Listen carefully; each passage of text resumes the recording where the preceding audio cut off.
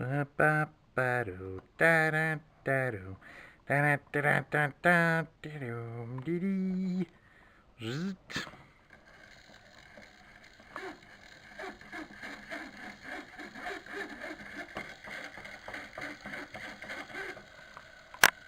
Toasty.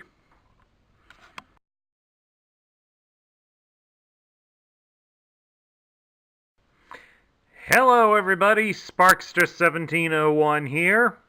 And once again, it's almost Memorial Day weekend, my birthday weekend. And like usual, as a tribute to one of my favorite authors, we end up doing somebody related to the intelligence field, or anything that I can tie to the 007 franchise. So this year, instead of the one I really wanted to do, which I do apologize to those who saw last year's video, I do not have the card for Skyfall, so he's out. So this year, we're taking a look at the Autobot counterintelligence agent Repugnus. Repugnus was released in 1987 and would briefly be available in 1988, being discontinued before the year ended, and we would not really get a replacement for him. Repugnus functions in counterintelligence, so he specializes in a lot of the very dangerous and extremely life-threatening roles that go along with it, such as assassination, deep cover infiltration, and even torture, and the disruption of enemy morale.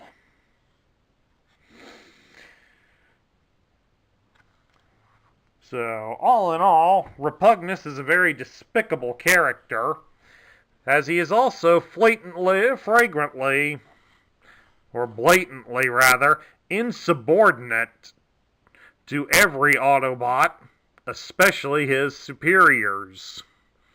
Repugnus has been thrown out of the Autobot army numerous times, only to be asked back in because there's a job that needs to be done that requires his particular skill set, and nobody else is willing to overtake the job. The only problem with that is that it also breeds a lot of discontent with the Autobots themselves, as many of the characters who have worked with or been around Repugnus enough despises him to the point that they believe that they need to kill him behind his back. The trick is coming up with a way to do it so that Optimus Prime doesn't find out that that's what got rid of Repugnus. So, quite the despicable character. Repugnus is also a monster bot, a special subgroup that was introduced and available. He is basically essentially a large transformer that becomes a monster in his alternate mode, and the monster mode is capable of shooting sparks, and we'll show that feature off a little later in the video.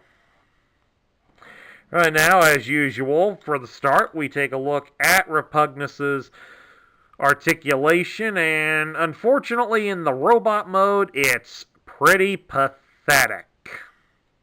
He does have a pair of joints here at his elbow, one at the arm itself.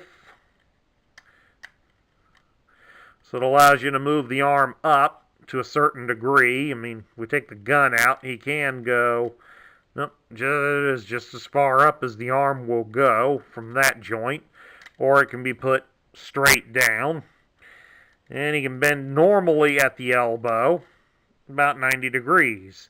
As you saw, this part here moved a little bit, but as you can see, it's not going to move much,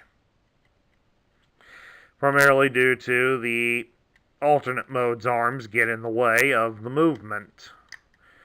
But if you do shift the arm a little bit like that, you can rotate him at the hip. As you can see also there, he does have a joint at the elbow, his wrist rather. It's used more for transforming him, but you do have that as an option. And you can move his legs at the hip all the way up, and apparently you can bend him at the knee just like that. So, pretty fair amount of articulation. I mean, the arm articulation's pretty pathetic given how the other mode's arms are in the way, but all in all, respectfully, he does have a fair amount. Now we go about to transform Repugnus. Of course, the first step is to remove his gun. Then now on his arms, we're going to rotate the fists back into his arms, like so.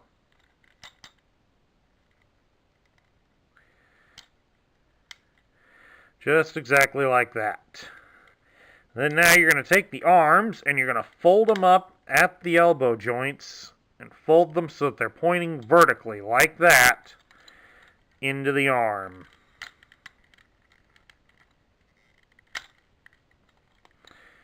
And next, we're going to fold his head down into the body. These chest panels here, you're going to fold out to the side and raise them upwards. Next, you're going to grab him, turn him at the waist all the way around to a full 180 so that you got the two claws here facing forward. I'm going to grab his ankles and shimmy those pieces up and lock them into place on his legs. Then you're going to grab his body and fold it down like so. This piece on the head, you're going to fold over and back like so. And then here on the front, underneath his new arms, you're going to fold out the claws. And there you have Repugnus's alternate mode. An insect monster is about the best way it has been described amongst the fandom, because nobody really has a clue as to what it is, although the instructions say he's an insect, but they don't really go into detail as to what kind. I don't think we really care, in all honesty. He's still ugly. But how well does the articulation carry over? Well, start with the leg articulation. You can still bring his legs up about that far. It's not bad. And you can bend him at the knee both directions. So that's pretty good. Still have the ability to twist him around at the hip. His arms do move up and down like so. Plus, here at the elbow, the arms can move from side to side. So, he does have a fair amount of articulation going for him in this mode. Now, of course, in this mode, right here at the top of his head, there's a lever. When you push down on that lever, it'll cause the mandibles here to move out to the sides. And if we can get him going well enough, we can get some spark action going here. Let's give him a try here. We'll get him somewhat close to the camera in the hopes you can see it. There we go. Come on, give me some more. Oh yeah, look at that. Fire-breathing insects.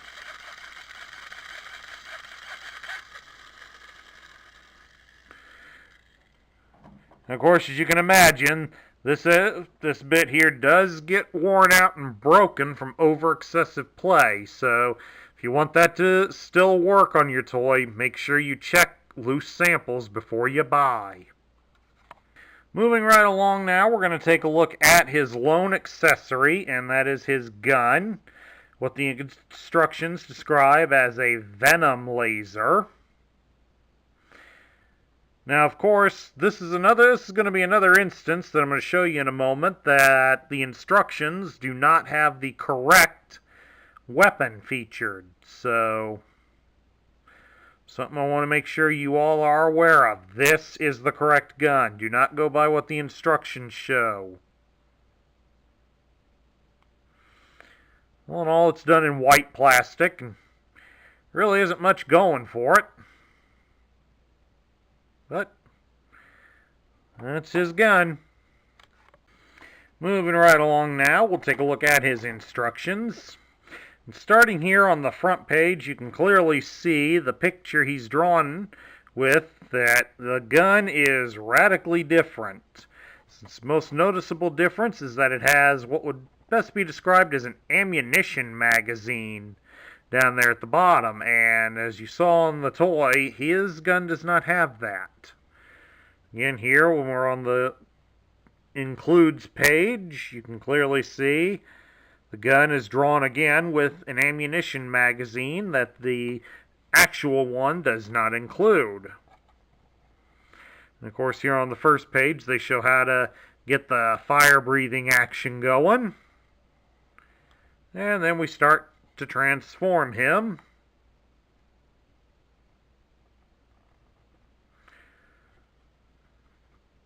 These guys were basic deluxe figures. They really weren't that expensive, so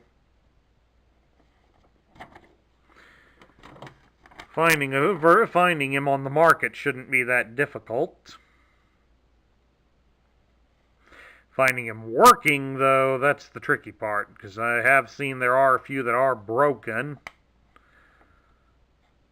that they no longer shoot flames.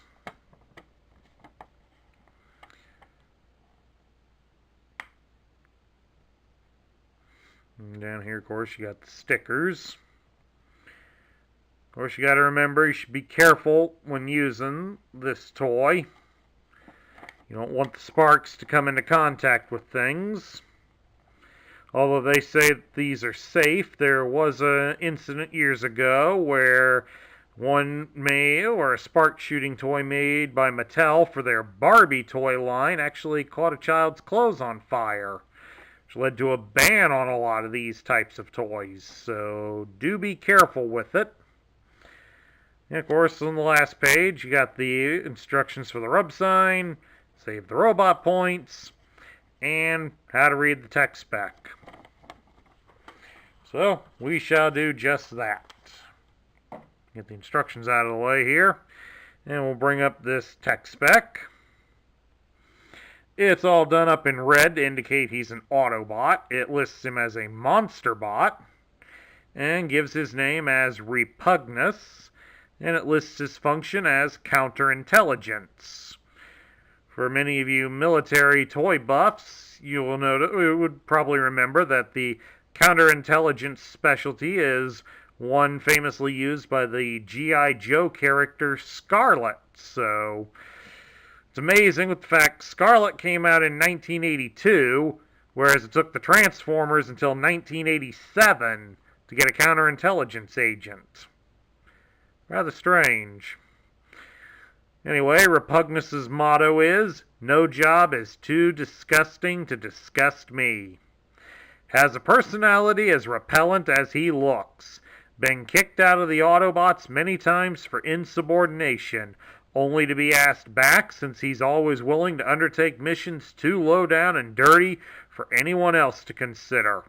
In robot mode, carries venom laser that slows cerebro impulses and paralyzes on impact. In creature mode, has infrared and X-ray vision, can emit colors and stroboscopic effect with eyes. Claws contain chemical, electromagnetic, and audio sensors, can rip through almost any substance. So he does pretty well sound like a nasty character, doesn't he? Anyway, let's lay the decoder over the grid and see how his stats line up. It lists his strength as 5, his intelligence is 9, his speed is 2, his endurance is 9, his rank is 6, his courage is 10, his firepower is 2, and his skill is 10. So, I mean, his strength, speed, and firepower stats leave little to be desired, but When it comes to everything else of importance, Repugnus here is a pretty decent character. Now we get down to my final thoughts. What do I think of Repugnus? Repugnus is an interesting character of sorts. He does fill a vital mission cog that the Autobots clearly are lacking in. I mean, they did later retcon Mirage to also function in counterintelligence, but he was predominantly listed as spy back in the day. Probably easier for us to understand or whatever. But in this case, Repugnus is the more low-down and dirty one, since he does the jobs that has to be done. He will go out and assassinate a Decepticon or other human ally that needs to be killed. He will disrupt morale for the enemy. He will torture the enemy.